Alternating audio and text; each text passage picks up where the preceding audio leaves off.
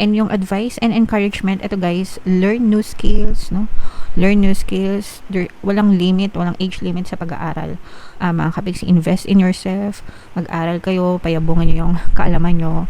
Kasi kayo din yung makikinabang dyan, guys, kapag ka marami kayong alam, 'di ba? Sabi nga nila, iba ang may alam, angat ang may alam. Tama ba? Angat ang may alam, iba ang may alam. So kapag marami kayong alam, mga kapiksi, advantage nyo yan, at saka parang mas magiging confident kayo in the future, guys. So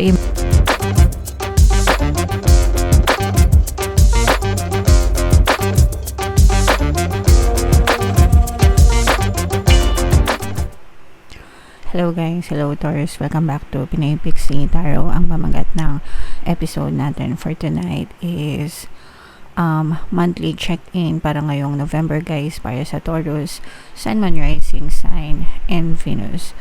If in case hindi kayo nakaresonate, guys, dun sa ating monthly Taroscope for November, pwede nyong panoorin ito, guys, baka nandito yung energy nyo. So unahin natin tong deck na to.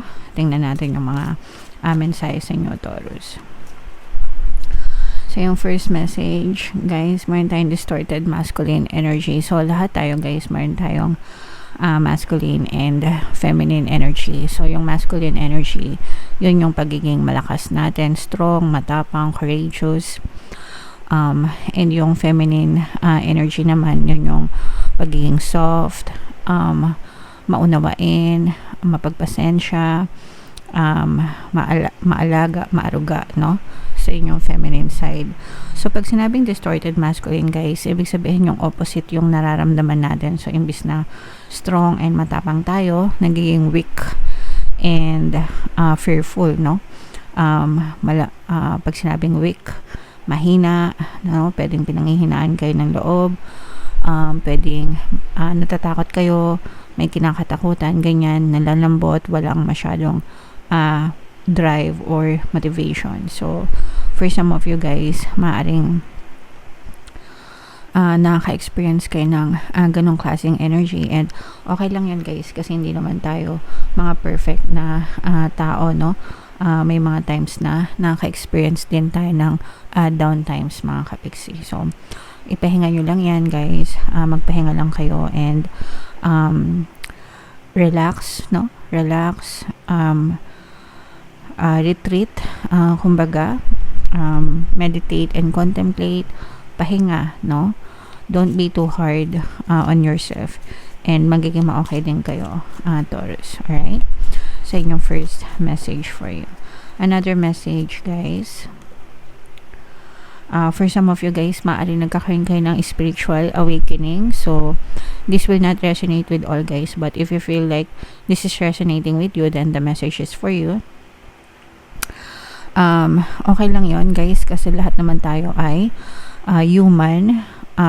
spirits in human form, guys. Yung iba lang sa atin, malakas yung mga spiritual senses, awakened, ganyan. So kung gusto nyong matutunan or i-explore, gawin nyo lang. But kung ayaw nyo naman, okay lang din, mga kapiksing. For some of you, guys, parang nagkakaroon din kayo ng ibang pananaw, no, with regards to spiritual aspects of your life, sa mga religion, sa mga religious beliefs, no. Pwedeng nag-iiba din yung mga pananaw nyo sa ganun. So okay lang yan, guys, kasi habang tumatanda tayo, naghahanap tayo ng mga sagot, no? So yeah. And another message, Taurus. Wow. So eto, guys, Rainbow Reviver. Ibig sabihin nito, guys, nakasurvive kayo. Congrats.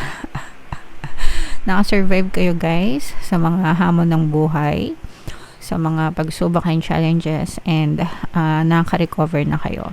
So natatapos na yung mga matitinding pagsubok nyo, guys, and from now moving forward, makakamit nyo na or makakamtan nyo na yung mga biyaya, mga blessings, and tawag dito, bawi kayo unti-unti sa inyong pamumuhay, guys. Okay?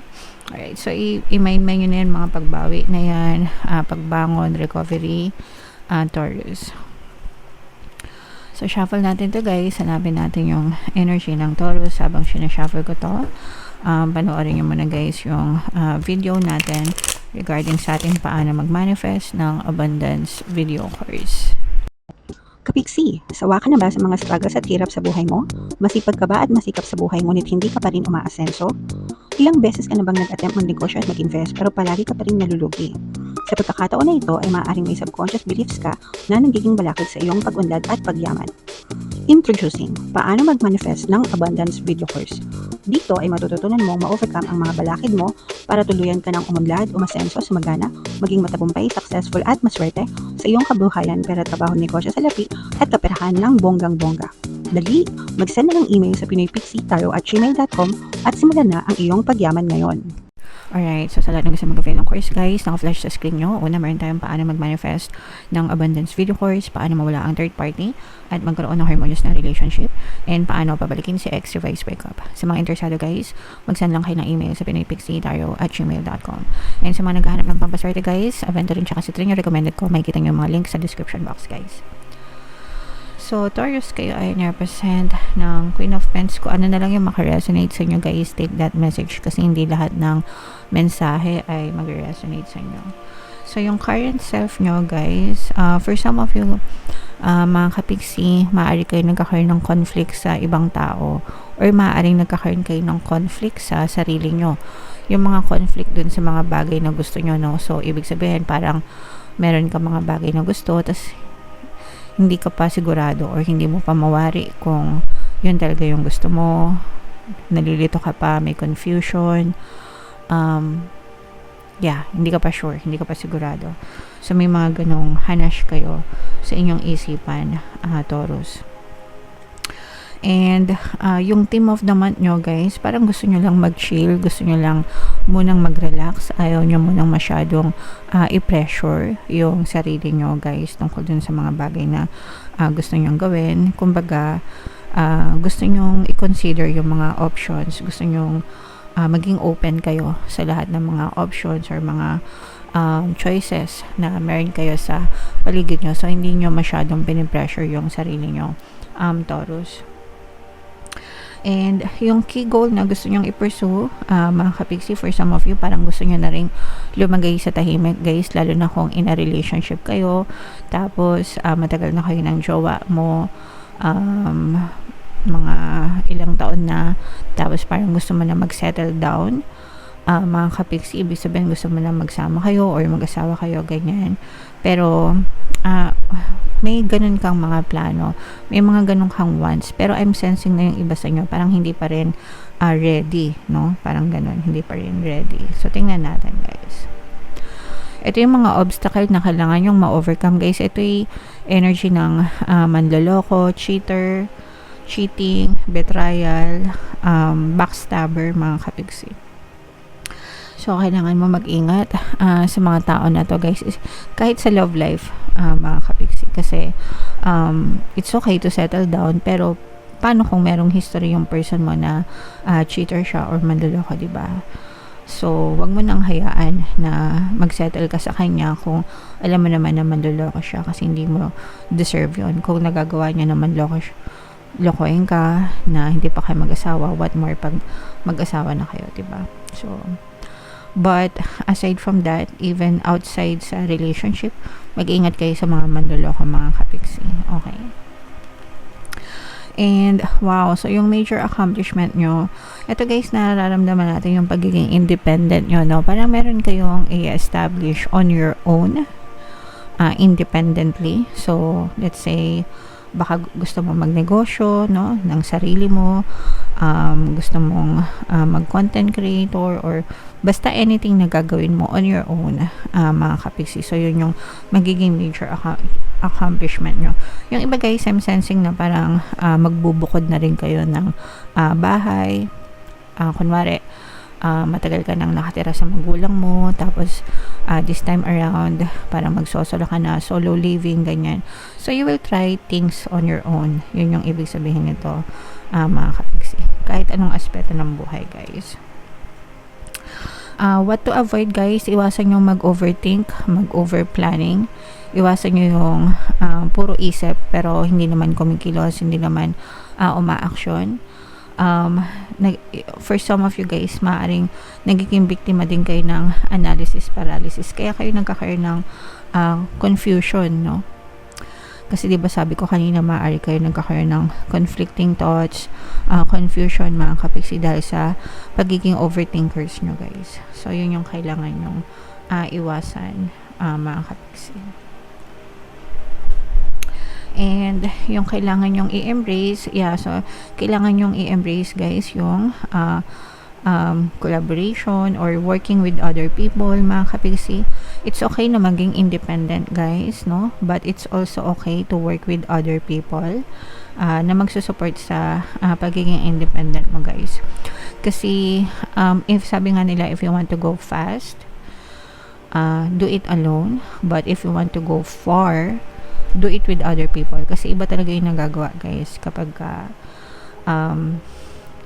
we work with other people. Kasi kaya nga sinasabi nila na two heads are better than one. Mas marami kang matatapos, mas marami kang maaabot, malayo yung mararating mo kapag meron kayong katulong or katuwang sa buhay. So, if merong nag-o-offer ng help sa inyo, mga kapiksi, tanggapin nyo.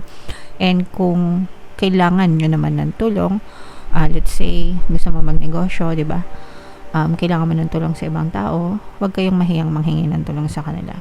Even yung mga advice or suggestions or recommendations, malaki yung maitutulong nun sa inyo, mga kapiksi.